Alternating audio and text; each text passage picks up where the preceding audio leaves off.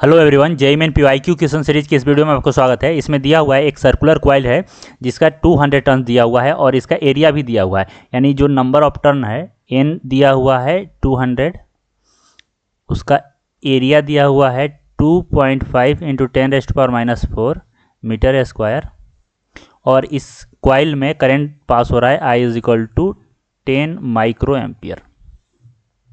देखो, इसे uniform magnetic field में रखा गया है और जो मैग्नेटिक फील्ड है वह है 1 टेस्ला।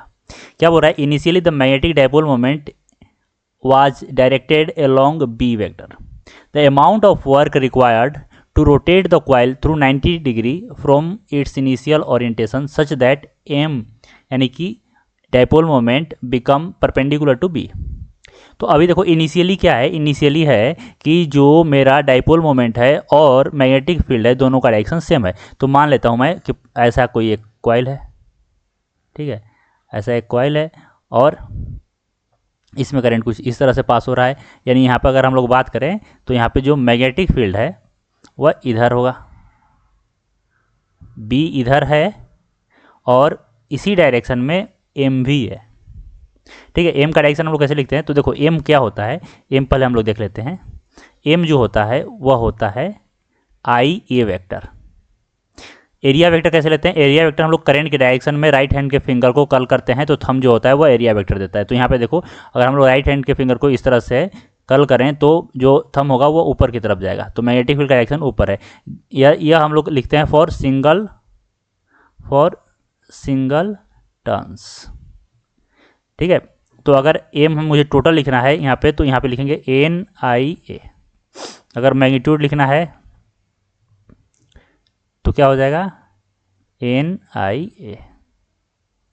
एरिया वेक्टर जो होगा वो देखेंगे, ठीक है। यहाँ पे अब दूसरा क्या बोला कि इसे 90 डिग्री से रोटेट कर दिया गया है। यानी अब देखो मैग्नेटिक फील्ड तो वही रहेगा, लेकिन जब मैंने ऐसे कॉइल को रोटेट कर दिया तो अब जो मैग्नेटिक मोमेंट हो गया, मैग्नेटिक डायपोल मोमेंट, वह इधर आ गया एम वेक्टर।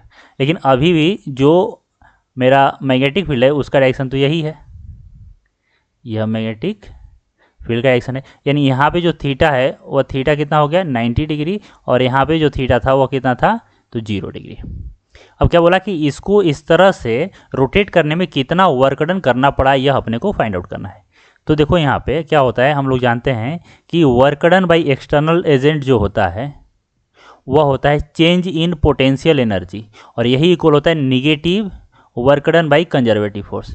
तो यहाँ पे हम लोग सिर्फ इस पे फोकस करेंगे कि work done by external agent, यानी कि हाँ, हमने कितना वर्क किया इसको रोटेट करने में, यही तो फाइंड आउट करना है। तो यह कितना होगा? चेंज इन पोटेंशियल एनर्जी, यानी कि U2 माइनस U1। और पोटेंशियल एनर्जी कितना होता है? तो हम लोग पोटेंशियल एनर्जी जानते हैं, यह होता है minus M vector dot V vector, ठीक है। तो यहाँ पे अगर हम लोग लिखिए कि U2 लिखें तो U2 कितना होगा? तो माइनस एम बी कॉस, ठीक है। तो U2 देखो, यह फर्स्ट हो गया और यह रोटेट करने के बाद हो गया, ठीक है। यहाँ पे कितना है? cos 90, तो यह कितना हो गया? यह हो गया cos 90 जीरो होता है तो यह जीरो हो गया। अब अपने को U1 निकालना है, U1 बात करें तो माइनस एम बी कॉस 0, ठीक है। तो यहाँ से कितना आ गया? Minus M B. अब देखो, अब यहाँ पे हम लोग पुट कर सकते हैं वर्क एक्सटर्नल कितना है, यह हो गया मेरा U2 माइनस U1। अब U2 कितना है? U2 हो गया 0 और यह आ गया माइनस एम बी, यानी जो मेरा वर्क डन होगा वह होगा एम बी। अब यहाँ से देखो तो एम कितना? तो एम है एन आई ए, यहाँ से जो हम लोग निकाले थे, और यह हो गया बी। अब सभी का वैल्यू पुट कर देंगे, आंसर आ जाएगा। एन कितना है? तो एन 200 है। आई कितना है? तो आई 100 इंटू 10⁻⁻⁶ एम्पियर है। एरिया कितना है? तो एरिया है 2.5 इंटू 10⁻⁻⁴ है। और बी कितना है? तो बी है 1। अब देखो, जो मुझे वर्क डन पूछा है वो माइक्रो जूल में पूछा है ना, तो माइक्रो जूल में यानी 10⁻⁻⁶ के टर्म में हम रख रहे हैं। तो यहाँ से देखो यह कितना हो गया? यह 10⁻⁴ और यहाँ पे डबल जीरो यहाँ से, और यह जीरो कैंसिल हो गया, यह कैंसिल हो गया। तो यहाँ से कितना आ गया? 2.5 इंटू 2 यानी कि 5 इंटू 10⁻⁻⁶ जूल, और इसी को हम लोग लिख सकते हैं 5 माइक्रो जूल, यानी कि जो इसका आंसर होगा यह होगा 5। तो अगर वीडियो आपको पसंद आया हो तो वीडियो को लाइक कीजिए, चैनल को सब्सक्राइब कीजिए। कुछ पूछना है तो कमेंट सेक्शन में मेंशन कीजिए, मैं रिप्लाई जरूर करूँगा। आज के लिए इतना ही। Thank you so much.